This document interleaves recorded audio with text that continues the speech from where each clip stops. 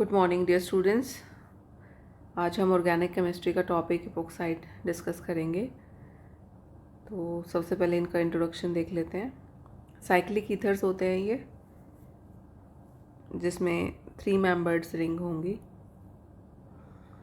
और इनको हम अल्कीन ऑक्साइड भी कह सकते हैं क्योंकि CH2CH2O लिंकेज है, या फिर इनको ऑक्सीरेन भी हम कहते हैं। और ये सिंपलेस्ट इपोक्साइड है CH2CH2O। तो ये साइक्लिक ईथर हो गए आपके। उसमें भी जिसमें ये 3 मेंबर्ड रिंग है उसको हम इपोक्साइड कहते हैं। इस तरीके से आप शो कर सकते हो। ये साइक्लोहेक्सीन ऑक्साइड हो गया आपका। अब इनकी सिंथेसिस कैसे होगी, हम इनको अल्कीन्स की इपोक्सीडेशन करके सिंथेसाइज कर सकते हैं। बेसिकली अल्कीन को ऑक्सीडाइज कर रहे हैं यूजिंग अ परऑक्सी एसिड। जैसे ये हो गया आपका परऑक्सी एसिड, इसमें ये ऑक्सीजन एक्स्ट्रा होता है। ये कहाँ पे इंसर्ट हो जाएगा, इस कार्बन और कार्बन बॉन्ड के बीच में, और ये बॉन्ड सिंगल में कन्वर्ट हो जाएगा जैसा कि आपको यहाँ दिखाया है। और ये सिंपल एसिड में कन्वर्ट हो जाएगा जो पर एसिड था। पर एसिड में हम ये सब यूज़ कर सकते हैं, फॉर्मिक एसिड का डेरिवेटिव है, या परऑक्सी एसिटिक एसिड है, या परऑक्सी बेंजोइक एसिड है। फिर यहाँ पे हमने एग्जाम्पल लिया है ब्यूटीन का, 2 ब्यूटीन हमने लिया है। तो यहाँ पे सेकंड और थर्ड कार्बन के बीच में ऑक्सीजन इंसर्ट हो जाएगा और एपोक्साइड बन जाएंगे। सिमिलरली आप साइक्लोहेक्सीन से स्टार्ट कर सकते हो। तो ये आपका साइक्लोहेक्सीन ऑक्साइड बन जाएगा जैसा कि ऊपर दिखाया था। इसका मैकेनिज़्म क्या है, मैकेनिज़्म देखो इस तरीके से रहेगा। ये वाला जो बॉन्ड है OH बॉन्ड, ये ब्रेक हो रहा है यहाँ पर, और ये ऑक्सीजन इस कार्बन के साथ बॉन्ड बनाता है। ये carbon carbon double bond carbon और ऑक्सीजन के बीच में चला जाता है।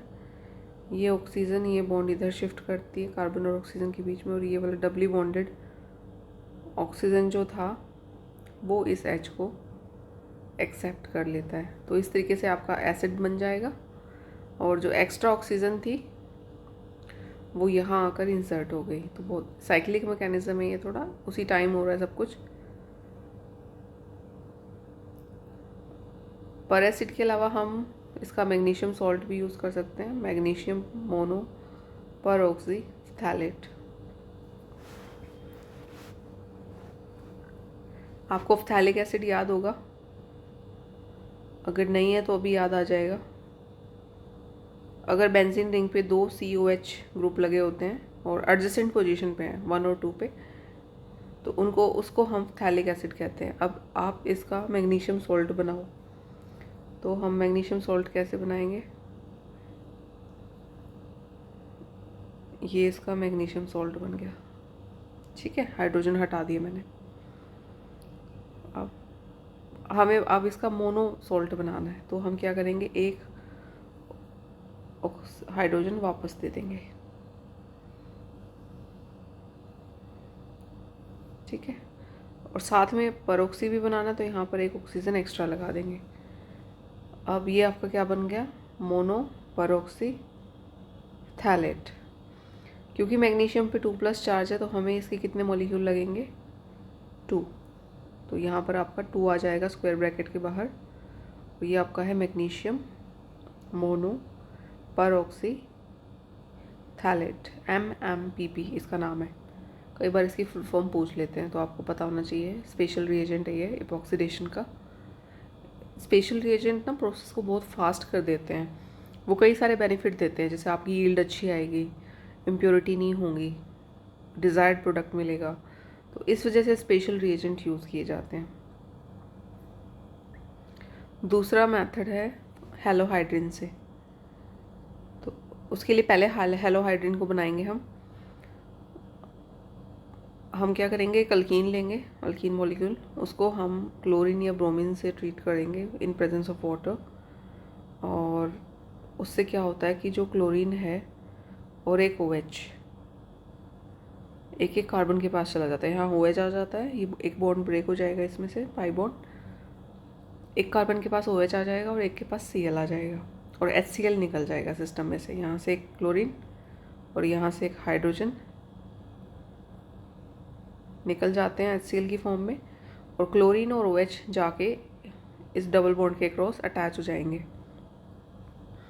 इस मॉलिक्यूल को हम हेलोहाइड्रिन कहते हैं, जिसमें हेलोजन भी है और हाइड्रो ग्रुप भी है।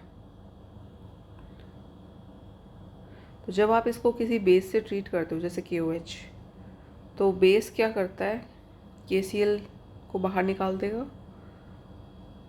OH जो OH नेगेटिव है वो H को ले लेगा,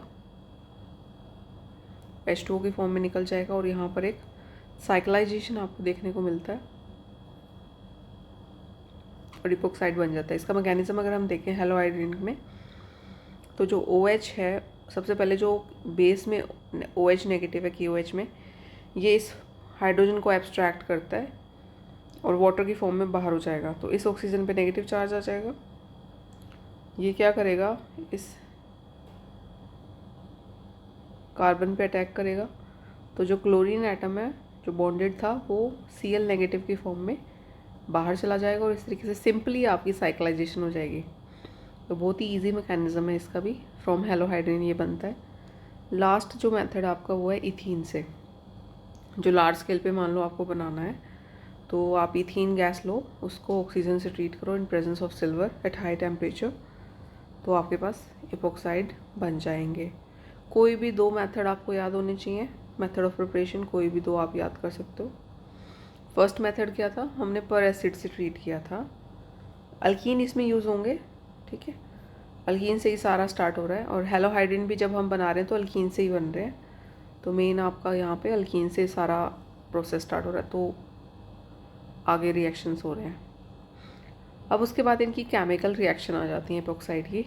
तो ये आप देख सकते हो कि 3 मेंबर्ड रिंग है, जो ये वाला एंगल है 60 डिग्री का होता है।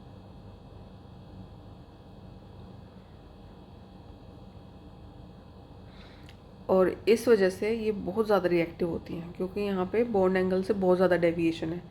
जो नॉर्मल टेट्राहेड्रल एंगल है वो 109 डिग्री 0.5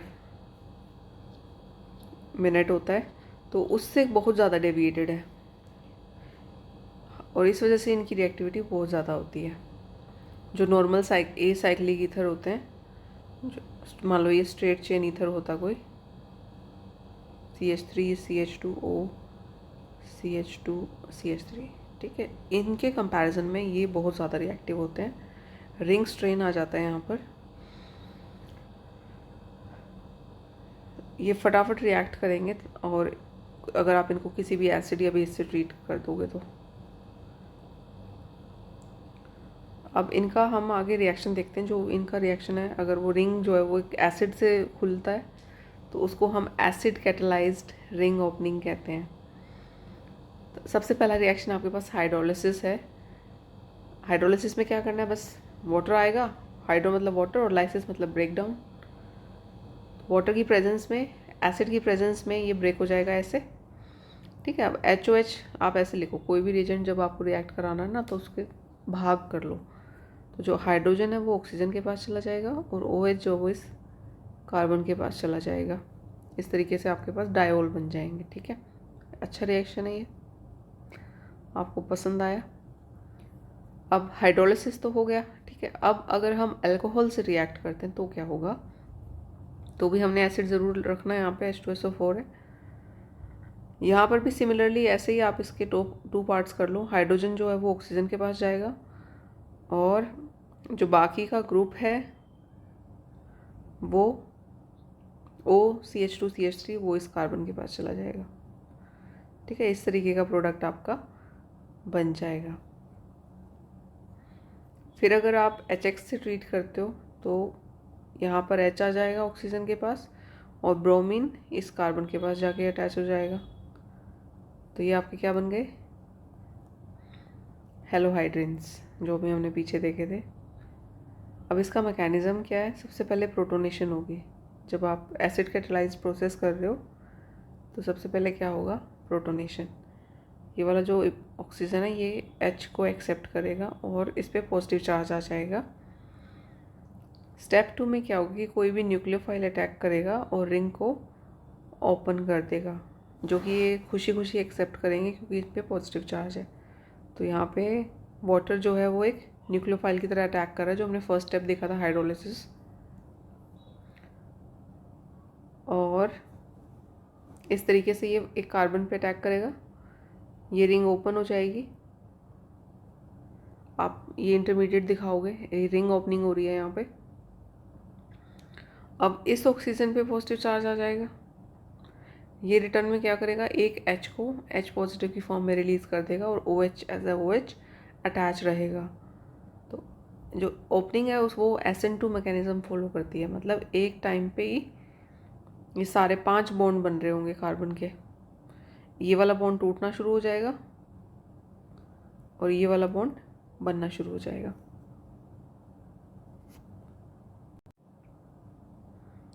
अच्छा, ये तो थी जो अभी हमने देखा एसिड कैटलाइज्ड रिंग ओपनिंग। जो रिंग ओपनिंग है वो बेस भी कर सकते हैं। अगर हम बेस की प्रेजेंस में कर रहे हैं तो हम उसको न्यूक्लियोफिलिक रिंग ओपनिंग कहते हैं। जैसे कि वाटर है, हमने यहाँ पे OH ले लिया तो भी सेम आपके पास ये ओपन हो जाएगा। HOH है, H यहाँ आ जाएगा और OH यहाँ चला जाएगा।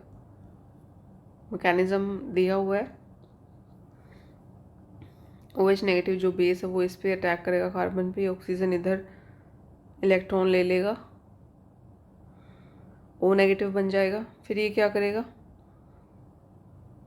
जो वाटर है उससे H एक्सेप्ट कर लेगा और OH नेगेटिव जो एक कैटलिस्ट था वो वापस सिस्टम में चला जाएगा। तो इसको हम बेस कैटलाइज्ड कहते हैं। ओरिएंटेशन फिर एक वर्ड आता है रिंग ओपनिंग में, तो एंटी एडिशन होता है। इसका मतलब क्या है कि जैसे अब ये स्ट्रक्चर है, इसमें ये बॉन्ड ओपन होना है तो यहाँ से HOH आएंगे। अब ये OH ऊपर है और ये वाला नीचे है, रिंग रिंग का जो प्लेन है, इसको हम एंटी एडिशन कहते हैं। तो ये ट्रांस कहेंगे हम इसको, ट्रांस 1,2 साइक्लोपेंटेन डायोल। अगर ये एक ही साइड पे होते तो सिन एडिशन होता। अब ऑपोजिट साइड पे आया वो दोनों H, तो ये हमारा एंटी एडिशन है। फिर एक टर्म आती है रेजियो सिलेक्टिविटी। अगर हम एसिडिक मीडियम में रिएक्शन कर रहे हैं तो न्यूक्लियोफाइल जो है वो ज़्यादा सब्स्टिट्यूटेड कार्बन पे जाके अटैच होता है, और अगर हम बेसिक मीडियम में रिएक्शन कर रहे हैं उस केस में न्यूक्लियोफाइल लेस सब्स्टिट्यूटेड कार्बन पे जाके अटैच होगा। जैसे अब हम एग्जांपल देख लेते हैं, इस बात आपको क्लियर हो जाएगी। अब हमने पहला केस लिया है एसिड का, जब हमारे पास ये सबस्ट्रेट है, इसमें ज़्यादा सब्स्टिट्यूटेड कार्बन कौन है, A। उसके ऊपर 2 मिथाइल ग्रुप लगे हुए हैं और हाइड्रोजन नहीं है। अगर हमने यही कहा है कि अगर एसिड की प्रेजेंस में हो रहा है तो जो न्यूक्लियोफाइल है वो इस पे जाके अटैच होगा। अब इसमें न्यूक्लियोफाइल OCH3 वाला पार्ट है, ये कहाँ पे जाके अटैच होना चाहिए, इस कार्बन पे, जो कि ये हो रहा है। और H जो है वो कहाँ जाएगा, इस कार्बन पे, जो यहाँ ऑक्सीजन के पास, और इस कार्बन पे रहेगा OH की फॉर्म में। और अगर हम बेस यूज़ कर रहे हैं, जैसे ये हो गया मिथोक्साइड यूज़ कर रहे हैं, ये कहाँ जाएगा, इस कार्बन पे। ये फिर इधर से बॉन्ड ब्रेक होगा और जो H है, H वाला पार्ट इस ऑक्सीजन के पास चला जाएगा। न्यूक्लियोफाइल कहाँ जाके अटैच हुआ, लेस सब्स्टिट्यूटेड कार्बन पे, जब हमने बेस की प्रेजेंस में किया। अब इसकी एक्सप्लेनेशन है, एसिडिक मीडियम में जो पहला स्टेप है वो प्रोटोनेशन होता है ऑक्सीजन की, यानी कि जो H पॉजिटिव हो वो इसको प्रोटोनेट कर देता है और ये आपके पास सिचुएशन अराइज होती है। अब या तो फर्स्ट ये वाला बॉन्ड ब्रेक हो सकता है या फिर ये वाला ब्रेक हो सकता है। जो इन दोनों में से ये बॉन्ड 1 वीकर होता है, क्योंकि इस कार्बन के ऊपर इलेक्ट्रॉन रिलीजिंग ग्रुप है ऑक्सीजन को शेयर्ड इलेक्ट्रॉन पेयर अपनी तरफ खींचना आसान हो जाता है और इस वजह से बॉन्ड वीक हो जाता है। इस वजह से रिंग ओपनिंग अगर होगी तो ये फर्स्ट बॉन्ड की तरफ से होगी। उसके बाद जब रिंग ओपन हो जाएगी तो फिर न्यूक्लियोफाइल कहाँ अटैच होगा, इजीली मोर सब्स्टिट्यूटेड कार्बन पे। ठीक है, प्रोटोनेशन के बाद ये वाला बॉन्ड ज़्यादा ससेप्टेबल है न्यूक्लियोफाइल के अटैक के लिए। फिर फाइनली जब न्यूक्लियोफाइल अटैच हो जाएगा वो H पॉजिटिव को रिलीज़ करेगा ताकि न्यूट्रल मॉलिक्यूल प्रोड्यूस हो। और बेस के केस में जो मैकेनिज़्म है वो SN2 रहता है, एक ही टाइम पे होगा। बॉन्ड, नया बॉन्ड बन भी जाएगा और पुराना टूट भी जाएगा, तो उसमें जो लेस स्टेरिकली हिंडर्ड कार्बन है उस पर अटैक किया जाएगा और इस तरीके से रिंग ओपन हो जाएगी। फिर मिथेनॉल से ये H ले लेगा और CH3O नेगेटिव बाहर चला जाएगा। उसके अलावा हमारे पास और न्यूक्लियोफिलिक रिंग ओपनिंग रिएक्शंस हैं जो कि हम देखेंगे अभी। पहला रिएक्शन है ऑर्गेनोमेटालिक कंपाउंड के साथ, जिसमें हम RMgX और R लिथियम लेते हैं। ये भी रिंग ओपन कर देते हैं, तो यहाँ इस तरीके से स्प्लिटिंग होएगी। ये कार्बन के पास चला जाएगा और यहाँ ऑक्सीजन के पास ही दूसरा MgBr आ जाएगा, जिसको आप फर्दर हाइड्रोलाइज करते हो H3O पॉजिटिव की प्रेजेंस में। यहाँ पे H आ जाता है और यहाँ पे OH वाटर से। ठीक है, ये बहुत इजी रिएक्शन है, ये आगे भी काम आएगा आपके, ये पक्का याद रखना है कि RMgX जब भी रिएक्ट करेगा, R कार्बन के पास चला जाएगा एक और MgX दूसरे पार्ट पे जाएगा। वो ऑक्सीजन हो सकता है, कुछ और हो सकता है, नाइट्रोजन भी होता है कई बार, डिपेंडिंग ऑन सबस्ट्रेट।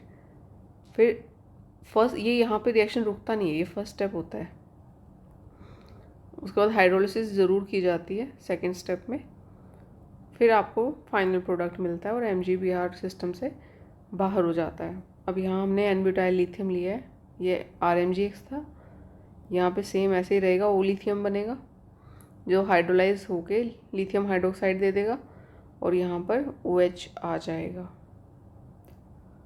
फिर हमारे पास नेक्स्ट रिएक्शन है अल्कोहल के साथ। सेम यहाँ पे ब्रेकेज दिखाओगे, एक के पास ऑक्सीजन के पास H जाएगा और कार्बन के पास OCH3। फिर अमोनिया के केस में आप क्या करोगे, इसको ऐसे लिख सकते हैं NH2H। तो ऑक्सीजन के पास H जाएगा और NH2 दूसरे कार्बन के पास चला जाएगा। HCN से रिएक्ट करोगे सेम वैसे ही होगा, H यहाँ आएगा और CN यहाँ आएगा। ठीक है, इसको साइनोहाइड्रिन कहते हैं। जैसे हेलोहाइड्रिन था इन कंपाउंड्स को जिसमें साइनाइड और OH ग्रुप प्रेजेंट होता है, साइनोहाइड्रिन्स कहते हैं। फिर लिथियम एल्यूमिनियम हाइड्राइड से जब आप ट्रीट करते हो तो यहाँ से ब्रेकेज हो जाएगी, H आ जाता है इस कार्बन पे, ये दिखाया है, और ऑक्सीजन जो है वो एल्यूमिनियम के साथ बॉन्ड में चला जाता है और इसके 4 मॉलिक्यूल लगेंगे यहाँ पे जैसा कि शो किया है।